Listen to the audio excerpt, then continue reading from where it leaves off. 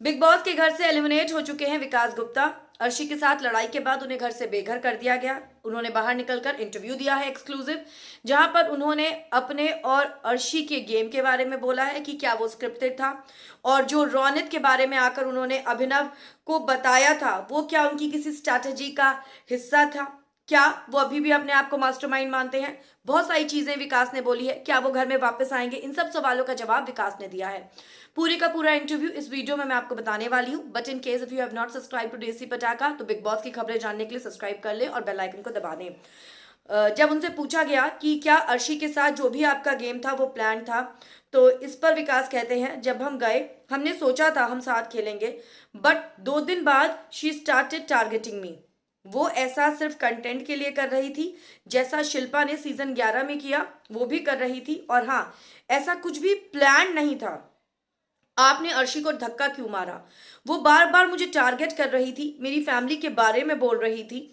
मैंने बहुत ज्यादा टॉलरेट किया, लेकिन उस टाइम पर उसने फिर से मुझे और मेरी फैमिली को टारगेट करने की कोशिश की, जिससे मैंने उसको पूल में फेंकना सो दैट वो चुप रहे। लेकिन फिर उस बात पे सबने इतना मुद्दा बनाया कि बिग बॉस को डिसीजन लेना पड़ा। उसके बाद उनसे पूछा जाता है कि आपको मास्टरमाइंड बोलना क्या आपकी गेम को कमजोर कर रहा है? तो वो कहते हैं डेफिनेटली, जब भी मैं बिग बॉस में जाता हूँ सब सोचते हैं इस पे मास्टरमाइंड का टैग है, इसको हराओ। सबके टारगेट में मैं बन जाता हूँ, जिससे मुझे काफ़ी प्रॉब्लम आती है और सब यही सोचते हैं कि इसको हराओ, बस सो दैट वो बोल सके हमने मास्टरमाइंड को हराया। फिर उनसे पूछा गया, आपने रौनित वाले ट्वीट की बात तो बताई, क्या ये सब स्क्रिप्टेड था शो की तरफ से, जो लोगों को एक्चुअली लग रहा था? तो इस पर कहते हैं, देखो, जब हम घर में गए तो बहुत से लोगों ने बाहर की बातें की, कुछ टीवी पर दिखाई तो कुछ नहीं दिखाई।